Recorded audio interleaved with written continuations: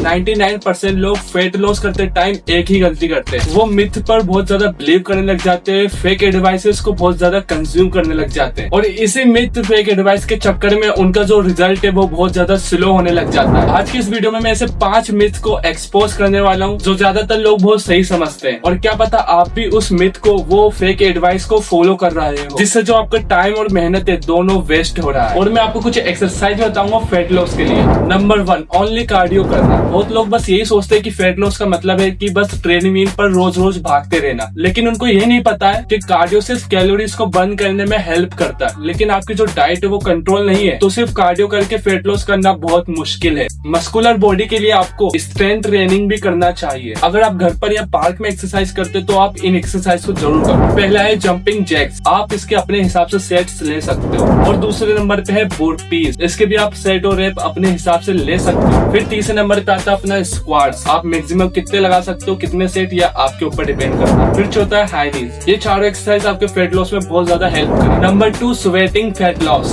Workout के time ज्यादा पसीना आना, इसका मतलब ये नहीं कि आपने ज्यादा से ज्यादा फेट बर्न किया है, क्योंकि स्वेटिंग पसीना सिर्फ बॉडी को कूलिंग करने में मदद करता है, वो सिर्फ एक कूलिंग सिस्टम है। गर्मी में एक्सरसाइज करोगे तो स्वेटिंग ज्यादा होएगी, लेकिन जो फैट लॉस है वो डायरेक्ट स्वेटिंग से नहीं होता है। जो वेट वजन तुरंत कम हो जाता है वो मोस्टली वाटर वेट होता है। नंबर 3, रात के खाने से फेट बढ़ता है। ये सबसे बड़ा कॉमन मिथ है, लेकिन रियलिटी ये है कि जो बॉडी है वो टाइम देकर अपनी बॉडी में कैलोरीज काउंट नहीं करती कि रात का खाना कैसे खाया। अब मैं आता हूँ, अगर तुमने कैलोरीज इंटेक कंट्रोल में रखा है तो रात के खाने से आपका जो फेट है वो ऑटोमेटिकली नहीं बढ़ेगा। प्रॉब्लम जब होती है जब आप रात में ओवर ईटिंग कर लेते। Number 4, fat burn supplement. बहुत सारे ऐसे सप्लीमेंट है जो क्लेम करते हैं कि आप उन सप्लीमेंट को अगर यूज करो तो आप बिना मेहनत के फेट लॉस कर सकते हो, मोटापे को कम बिना मेहनत के कर सकते हो। अब बिना मेहनत के तो लड़की भी आईडी नहीं देती है। रियलिटी तो ये है कि कोई भी सप्लीमेंट मैजिक नहीं करता है। कुछ सप्लीमेंट आपको एनर्जी दे सकते हैं, आपकी भूख एपिटाइट को बढ़ा सकते हैं, आपके इसी जगह पे हेल्प कर सकते हैं, लेकिन फेट लॉस के मामले में ये नहीं है। आपको सिर्फ डाइट, कंसिस्टेंसी और वर्कआउट ही